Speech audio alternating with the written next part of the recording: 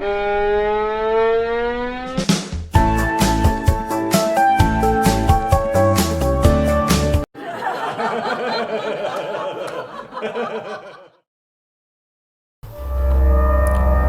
aləm 1. Erdoğan Sultan. Cahan lideri, böyük hökümdar 1. Tayyip Erdoğan qərar verib ki, müxalifətin lideri Əkrəm İmamoğlu'nun boynu vurulsun. Daha doğrusu, mərhəmətli olduğu üçün onun boynunun yox, diplomunun vurulmasına qərar verib. İmamoğlu və tərəfdarları şokdan ayılmamış, padşah bu dəfə onun azadlığının vurulmasına qərar verib. Deyib ki, sən azadlıqda dinc qala bilmirsən. İstanbul'un meri olduğun halda ya şərqdə, ya qərbdə peyda olursan. Gündə bir miting keçirib, cəmaatı yoldan çıxarırsan. Mən bu qoca yaşımda belə tempi qaldıra bilmirəm. Odur ki, gəl, biraz sənə əl gəzdirim. Beləcə, 16 milyonluq nəhəng İstanbul şəhərinin seçilmiş rəhbəri həbs olunub. Əslində indiyə qədər Erdoğan'ın özünün diplomu barədə ciddi şübhələr var idi və bir çox ekspertlər onun ali təhsilsiz olduğunu deyirdilər. İndi isə Erdoğan ədalətlə olsa gərək rəqibini diplomdan məhrum etməklə şərtləri necə deyərlər eşitlədi.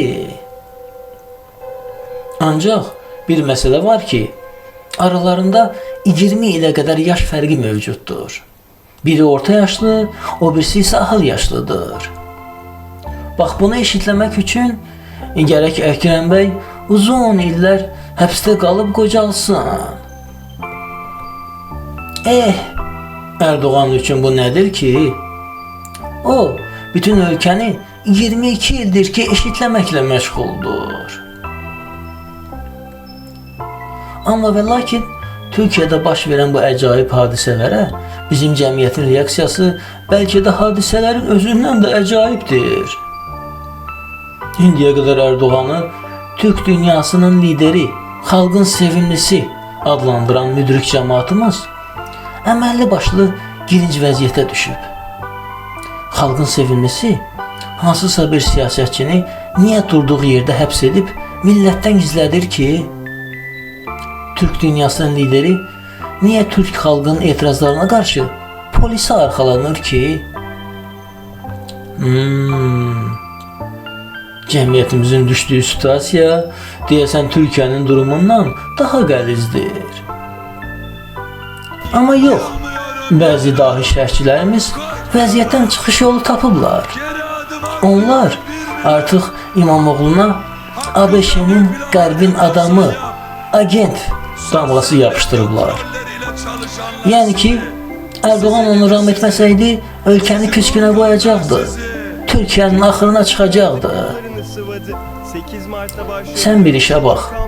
16 milyon İstanbullunun ardıcıl ikinci dəfə seçdiyi və 6 ildir ki, ölkənin ən böyük şəhərini idarə edən bir adam anidən terrorist olur, korrupsioner, fırıldaqçı çıxır və faktiki olaraq xalqın iradəsi qəsb olunur.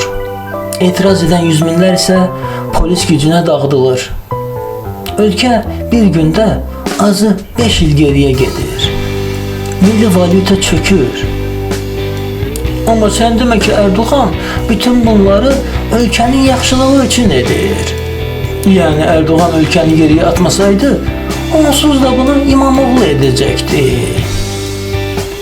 Hə, dağıtmaqdırsa, qoy elə özümüzünki dağıtsın. Ona halaldır, ona qurbandır hər şey. Əhsən belə məntiqə. Necə deyərlər, hər vəziyyətdən çıxış yolu var. Erdoğan fanatı olub, sonra da pazor olmağın altından da qalxmaq mümkündür. Rəisin Azərbaycanlı fanatlarına da bunu bacardıqları üçün eşq olsun. Milli fanatlarımız elə Erdoğan'ın özü kimi əməlli başlı terminator imişlər. Zarafatsız Erdoğan'ın bircə seçkiləri ləğv edib özünü sultan elan etmesi qalmışdı. Buraya qədər hər şeyi etmişdi.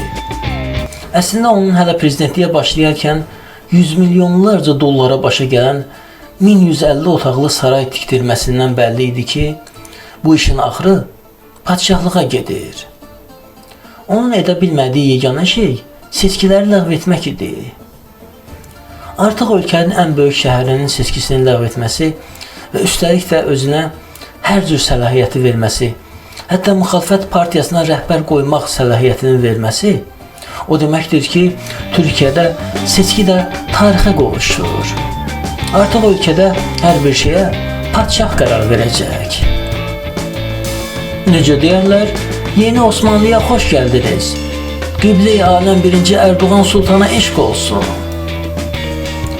Amma bizdən deməsi, Sultan sabah elə bir fərman çıxara bilər, elə bir qərar verə bilər ki, onun hamıdan axıra qalan Terminator kimi yenilməz Azərbaycanlı fanatları da yerli dibli göylərə sovrula bilər. Sultan, məsələn, Ermənistanla sərhədi aça bilər. Necə ki artıq bir neçə günlük də olsa açılıb. Yeri gəlmişkən, Əkrəm İmamoğlu bir neçə ay öncə rəsmi Bakı tərəfindən səfərə dəvət olunmuş və Azərbaycanlı vəzifədaşı ilə görüş keçirmişdi. Yəni, yerli və milli trollarımızdan biraz daha elastiki və çevik olmasında fayda var. Bilmək olmaz. Sabah bəlkə də antennanı İmamoğlu'na çevirmək lazım gələcək.